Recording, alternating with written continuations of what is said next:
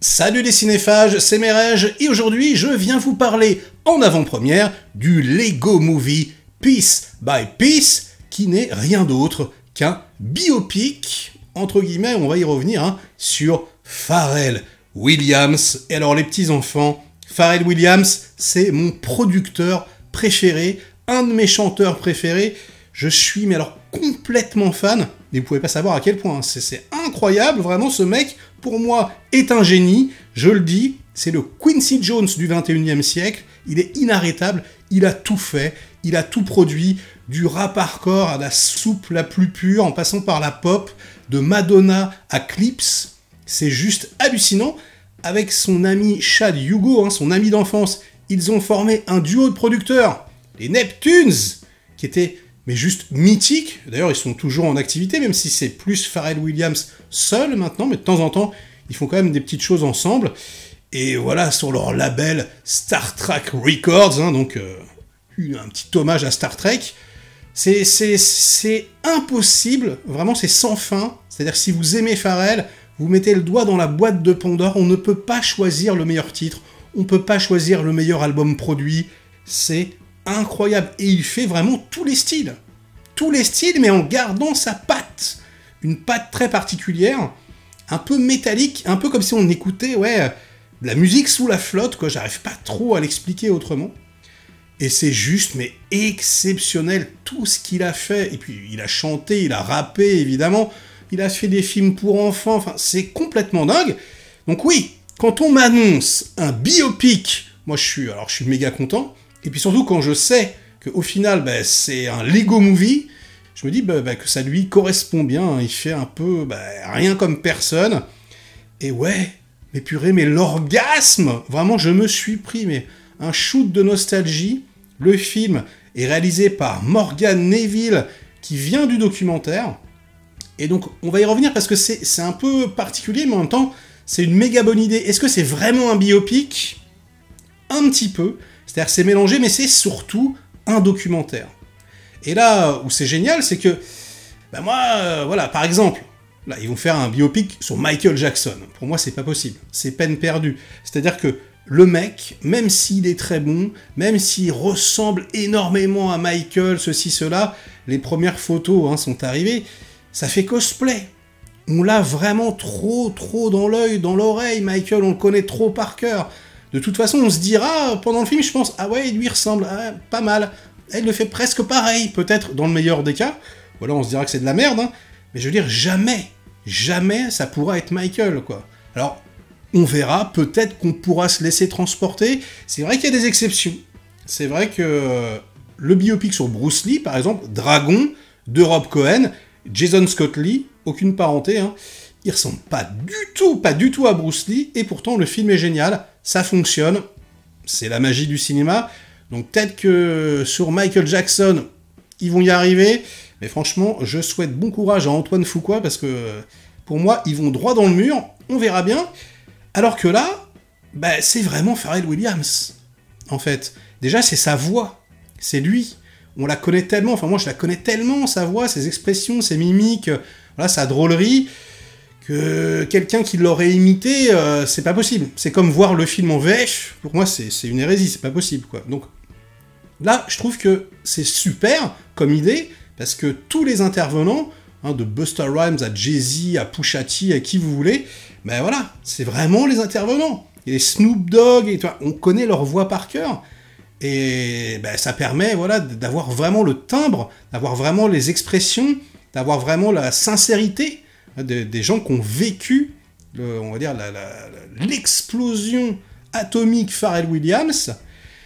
Et mais c'est super, c'est vraiment, mais en plus ultra poétique, c'est très beau, c'est très bien réalisé.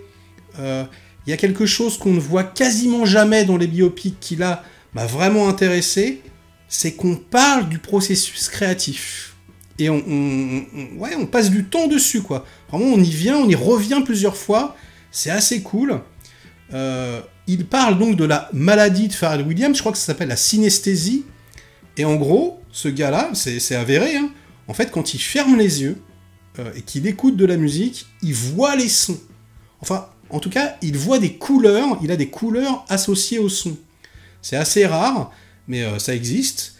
Et donc, quelque part, c'est comme si, quand il compose, comme s'il faisait de la peinture.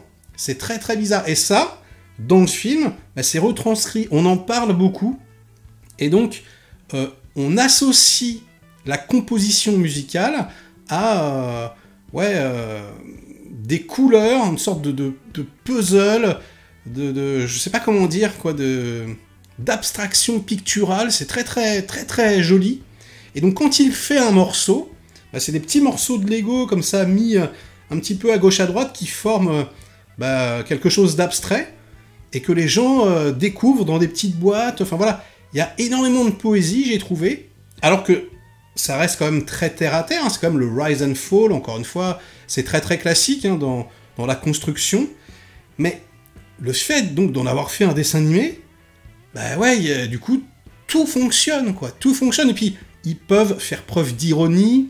Il y a énormément, évidemment, d'humour, mais ils peuvent parler de choses un peu plus sérieuses également. Je sais pas, il va parler de sa grand-mère, par exemple, puis on va voir le fantôme de sa grand-mère. Il y a tout plein de choses. Une façon vraiment de mettre en scène aussi particulièrement intéressante, qui, on sent que le mec qui vient du documentaire, transpire dans le film. C'est-à-dire qu'on a, par exemple, des caméras portées, un petit peu comme ça. Vous avez déjà dû voir des films Lego, mais moi ce que j'aime bien dans l'animation, c'est que c'est un petit peu saccadé. C'est-à-dire que c'est full synthèse, mais on a l'impression que c'est image par image à la Chapi-Chapeau un peu. Donc ça donne un côté organique. Et donc vraiment les plans de caméra, les idées de mise en scène qui l'accompagnent, font qu'au bout d'un moment, on a presque l'impression que c'est un mec qui a fait un doc à l'intérieur d'un Lego Movie. C'est hyper bon. Et alors, l'orgasme, mais vraiment, j'avais oublié, parce qu'il a fait tellement de choses, tellement de sons. Mais Nerd, par exemple, hein. Nerd, je crois que ça veut dire No One Ever Really Dies, un truc comme ça. Et donc c'est son groupe, avec Chat et un troisième larron, et donc son acolyte de toujours, Chat Hugo, un groupe de fusion, de rock. Et il y a tellement de sons, mais exceptionnels. Ah, je vous jure, à la fin du métrage, vous avez qu'une seule envie, c'est de vous replonger dans la discographie du bonhomme. Il a fait tellement de trucs exceptionnels. Et d'ailleurs, des trucs, je savais même pas que c'était lui. Et là, tu les entends, tu fais, non mais c'est incroyable. Et puis ils arrivent donc, en fait on commence par le Pharrell un petit peu hip-hop, enfin celui qui compose pour le hip-hop. Après, on va voir le Pharrell qui essaye de devenir chanteur, qui arrive pas trop, il essaie de faire rappeur, tout ça, ça marche pas vraiment. Et puis, il le cache pas, hein, il parle aussi un peu de ses addictions, entre guillemets, le fait qu'il était un peu imbu de lui-même, tout ça. Et bim, on arrive à la rencontre avec Daft Punk, donc qui est un vrai tournant dans sa carrière, beaucoup plus commercial, on va dire, mais du commercial de qualité, hein, pas de la merde. Et puis, ploup, on arrive à Happy, donc le titre, tout le monde connaît Happy, tout le monde danse dessus, c'est son plus gros carton ever, alors que c'est la musique d'un dessin animé, hein, de Moi, Moche et Méchant 2, à la base. D'ailleurs, c'est très bizarre, hein, parce que le titre était sorti, mais pendant très très longtemps, hein, je veux dire, presque un an, le titre, il était diffusé, comme ça, nanana. Puis à un moment donné, je sais pas ce qui s'est passé, ça a pris, ça a pété, c'est devenu un single, alors que ça l'était pas à la base. Ils ont fait un clip complètement dingue, un clip qui dure 24 heures, c'est incroyable. Vous pouvez, je crois, avec une sorte de... C'était une animation, enfin, on bougeait les aiguilles, et puis c'était tourné partout dans le monde, avec Pharrell qui popait un peu partout, enfin, c'est hallucinant ce qu'ils ont fait avec ce titre. Et donc là, on va dire que ça, c'est plus sa résurrection, mais on passe vraiment par toutes les étapes. On voit qui vient un peu de nulle part, et que à force de travail, de persévérance, il y a un message envoyé qui est assez intéressant aussi pour les jeunes artistes, pour la jeunesse. Il y a un truc de se dire que Pharrell maintenant, il pèse énormément, c'est quelqu'un qui est devenu incontournable, mais il en a chié. Et il a taffé vraiment, il a failli abandonner, enfin vraiment, c'est une histoire de persévérance, un peu de résurrection. magnifique formellement, extrêmement bien mis en scène, avec une bande-son, donc, bah pour moi, hein, c'est quasiment la meilleure bande-son de l'histoire de l'humanité. Ah, je vous dis, hein, moi je suis refait. J'adore ce mec, mais vraiment, vous pouvez même pas savoir, hein, c'est mon producteur préféré, ever, avec Dr. Dre, allez, on va dire.